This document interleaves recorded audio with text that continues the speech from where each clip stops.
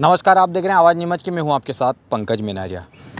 गाय तस्करी को लेकर बहुत सारे कानून बने हैं और उन कानूनों का परिपालन स्थानीय प्रशासन लोग करते हैं।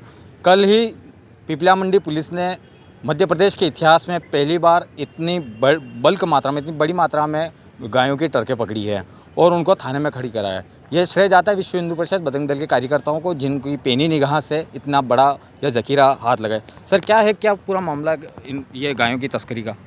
देखिए, ये जो हमको जानकारी लगी है, हमारे एक कार्यकर्ता द्वारा पिपलिया मंडी टोल पर एक गाड़ी रोकी गई थी।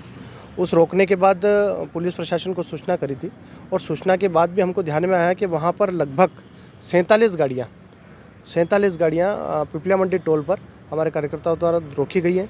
फिर पुलिस प्रशासन को अवगत कराकर उन पर सारा पे कार्रवाई की गई है। सभी में बेल थे और यह इनने बताया है, वहाँ का जो वाहन चालक था उसको जब बातचीत करी गई तो उसने दस्तावेज दिखाए हैं जो एक पशु मेला ट्रांसपोर्ट एसोसिएशन जो अपना मेड़ता सिटी है वहाँ से इनने बताया है।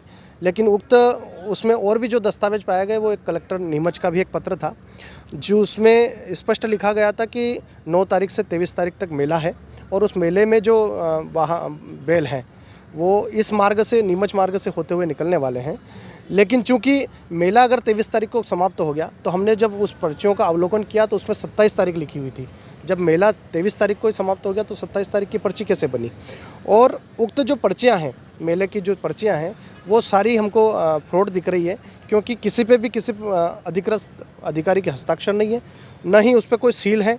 ऐसा कोई स्पष्ट उसमें नहीं लग रहा है कि ये वास्तविक हो। चूँकि हमने फिर उस कलेक्टर नीमच द्वारा जो एक पत्र दिया गया उसका भी अवलोकन किया गया, तो उस पत्र में अगर यह उनका बताना हुआ है कि उक्त जो बैल हैं वो कृषकों के हैं, तो इस उक्त जो पत्र है उस पत्र में न तो किसी कृषक का नाम है, न जो मेले की जो वाहन है, उन मेलों से वाहन जो निकलने वाले हैं वो मध्य प्रदेश से कहाँ तक पहुँचने वाले हैं इसका भी कोई उल्लेख नहीं है। न ही इसमें यह उल्लेख है कि उक्त कितने वाहन, कितने पशु बैल उससे जाने वाले हैं, इस प्रकार का भी कोई उल्लेख नहीं है। यानी उक्त जो नीमच प्रशासन, जो कलेक्टर है, उनने बिना तस्दीक के ही एक पत्र जारी कर दिया गया है जिसमें वाहनों की संख्या भी नहीं है। तो क्या ये जो पत्र है जारी हुआ, ये 23 तारीख का जारी हुआ है और आज कल जो हमारे कार्यकर्ताओं ने जो गाड़ियाँ रोकी वो सब 28 तारीख को रोकी गई है। तो क्या 4 दिन बाद, 5 दिन बाद जो कार्रवाई हुई है वो कार्रवाई क्या कलेक्टर के इस पत्र के आधार पर क्या 1 महीने तक चलती रहेगी? क्या इसी पत्र का हवाला देते हुए गो तस्कर अपने आप को सुरक्षित निकालते रहेंगे? क्योंकि चूँकि कलेक्टर ने ऐसा कोई पत्र में उल्लेख नहीं किया है, इसलिए यह पत्र भी एक तरह से गो तस्कर इसका दुरुपयोग कर रहे हैं। और कलेक्टर ने भी बिना तस्दीक के अगर ये पत्र जारी किया तो कहीं ना कहीं उनकी भी बहुत बड़ी इसमें कलेक्टर जैसे जिम्मेदार व्यक्ति जो जिले के जिलाधीश है, उनके द्वारा ऐसी गलती होना तो कहीं ना कहीं सवालिया निशान खड़ा करती है। देखिए, बिना तस्दीक के अगर आप इस प्रकार का कृत्य कर रहे हैं तो कहीं ना कहीं समाज को भड़काना है, हिंदुत्व को भड़काना है। क्यों? क्योंकि हम आचार संहिता का बहुत पालन करते हैं, गंभीरता से पालन करते हैं, लेकिन इस गंभीरता के पालन के साथ आचार संहिता का दुरुपयोग हुआ है। आपने चेक पोस्ट पे ठीक प्रकार से चेकिंग नहीं की। अगर आपको पत्र जारी किया तो आपको यह भी संज्ञान में होना चाहिए कि कितनी गाड़ियाँ आने वाली है और उस गाड़ियों का अवलोकन करना स्वयं करना चाहिए। चेक पोस्ट पर जाकर करना चाहिए कि इतनी गाड़ियाँ हैं, इतने बैल हैं, तो हम किसी को आपत्ति नहीं होती। सर, एक चीज़ और बताया गया था कि सुनने में आ रहा, सूत्र बताते हैं कि चेक पोस्ट पर पैसों की भी डिमांड से वो गाड़ियाँ निकालते हैं। देखिए, लगातार हमने पिछले माह में भी 17-18 गाड़ियाँ इस प्रकार से रुकवाई थी और उसमें गोवंश था। तो पिछली बार भी हमको ध्यान में आया था कि वहाँ पे भी पिछली बार 7-8 हज़ार रुपये लिए थे। और अभी भी जब हमने ड्राइवरों को रोका, पूछा उनसे कि भैया क्या, कौन, कैसे, क्या तुम एमपी से, राजस्थान से एमपी में आ रहे हो तो क्या तुमको ऐसे कहीं रोका नहीं गया? तो उनने स्पष्ट कहा कि हम चेक पोस्ट पे एक गाड़ी के 10,000 रुपये देते हैं।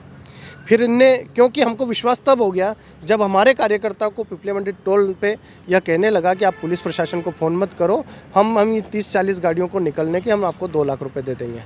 तो जब हमको और विश्वास हो गया कि वास्तव में ये चेक पोस्ट पे भी 10,000 रुपये दे के आए हैं, लेकिन किसको दिया है यह तस्दीक बहुत प्रशासन अगर इसको ठीक प्रकार से करेगा तो वास्तव में। सर, सवाल ये उठता है, एक गाड़ी के 10,000 रुपये चेक पोस्ट पे इन्होंने दिए और 60 गाड़ी पकड़ी है, तो कितना बड़ा भ्रष्टाचार हुआ है? बहुत बड़ा भ्रष्टाचार है। और हमको ध्यान में आया है कि ये लगभग नागौर से, इस मेड़ता सिटी मेले से 130 वाहन, 130 ट्रकें निकली है। तो बाकी शेष हमने 8 इंदौर में पकड़ने में आई है, 47 पिपलिया मंडी थाने पे, 4 नीमच सिटी थाने पे, 3 जीरन थाने पे। इस प्रकार से ये 54, 56, 60 गाड़ियों की कार्रवाई हुई है। लेकिन शेष जो गाड़ियां हैं, अभी हमको जानकारी लगी कि भिलवाड़ा में भी कुछ गाड़ियां रोकी गई है, निम्बाड़ा भी रोकी गई है। तो ये 130 गाड़ियां हैं। अगर ये एक बहुत बड़ा रैकेट हो सकता है, और ये रैकेट कोई सामान्य व्यक्ति नहीं चला रहा होगा, मेरे ख्याल से कि इसमें कोई धनाढ्य व्यक्ति जिसको पैसों का लालच है, जिसको गौ हत्या से कोई लेना देना नहीं है, वो बड़े स्तर पर इसका जो परिवहन करा के लोगों का उपयोग करके गौ माता की हत्या करने में सर एक चीज़ देखने में आई, अभी आचार संहिता लग रही है, जगह जगह पुलिस के पॉइंट लगे हुए हैं। पुलिस, अपन समाचार के माध्यम से भी देखते हैं, पुलिस बल्क मात्रा में जैसे पैसे या हीरे जवाहरात ले जा रहे हैं, उनकी भी जांच कर रही है। लेकिन इतनी बड़ी मात्रा में गायों की मतलब गोवंश की ट्रकें निकलना, कहीं ना कहीं चेकिंग पर भी सवालिया निशान खड़े नहीं होते? देखिए, चेक पोस्ट का मैंने बताया है, लेकिन उसके बाद भी अगर नया गांव चौकी, नीमच सिटी थाना और मल्हारगढ़ थाना, यह इस मार्ग में आना है, और 4 थाने छोड़कर पिपलिया मंडी अगर थाने तक पहुंचा है, तो मेरा तो ये अंदेशा है कि केवल मंदसौर और नीमच जिले की जो पुलिस है वो अफीम तस्करों के पीछे भागी रहती है। उनको गौ तस्करी से या गौ कत्ल हो रहा है उससे कोई लेना देना नहीं है, क्योंकि लगातार अभी पिछले माह भी हमने 15-20 गाड़ियाँ पुलिस को अवगत कराया था, और उनने कार्यकर्ताओं के कहने पर पकड़ा है। लेकिन आज भी वर्तमान में क्या यहाँ से वहाँ तक जब गाड़ियाँ गई है, तो क्यों चेक, उनको वास्तव में चेक क्यों नहीं किया गया है? और आदर्श आचार संहिता में तो यह होना ही तय है कि अगर एमपी, राजस्थान बॉर्डर से अगर एमपी में कोई वाहन आ रहा है तो उसकी चेकिंग होना ही चाहिए। लेकिन ये क्यों नहीं हो पाई है? क्या हो भी गई है तो क्या कुछ सेटलमेंट के कारण निकाल दी गई है? ये बहुत बड़े प्रश्न पैदा होते हैं अगर इन सब। सर एक गौ माता के लिए क्या कुछ कानून बनाया हुआ है? और आप कह रहे हैं कि सामान्य धारा में जो मुकदमा दर्ज किया, तो कौन सी धारा रहती है इनके लिए? देखिए, पशु क्रूरता अधिनियम जो है उसके तहत 11(1) में इनने कायमी की है। परंतु चूँकि मध्य प्रदेश का भी अपना गौ तस्करी को लेकर एक कानून है, परिवहन को लेकर भी एक कानून है। अगर पुलिस प्रशासन चाहे तो सख्ती से उनको राजसात करवाने तक की, उनको वाहनों को राजसात करने तक की कार्रवाई यहाँ से कर सकती है।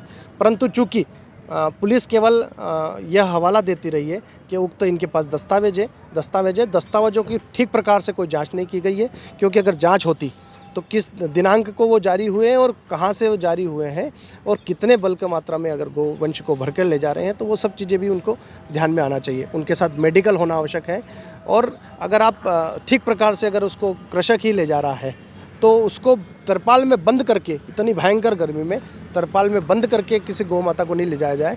और चूंकि अगर आप उसके पास परमिशन भी है तो क्यों आपने उसके लिए चारे पानी की व्यवस्था नहीं की? कहाँ कितना रुकने, कितने किलोमीटर के रुकने के बाद भी उसको गौ माता को पानी और चारा खिलाना चाहिए, ऐसा भी आपने कोई उसमें बिना जांच के आपने इस प्रकार की कर। आखिरी सवाल मेरा ये है कि ये जो कार्रवाई है, ये बजरंग दल विश्व हिंदू परिषद को श्रेय जाता है इस कार्रवाई का। संगठन का क्या अगला कदम रहेगा? देखिए, हमने प्रशासन को भी अवगत कराया है कि उक्त इसमें निष्पक्षता के आधार पर जांच हो, और कहां से ये वाहन आ रहे हैं, उनमें डेट का जो हवाला दिया गया है वो भी, और कलेक्टर द्वारा किस निर्देशों के आधार पे उनने जो पत्र जारी किया उसकी भी हो।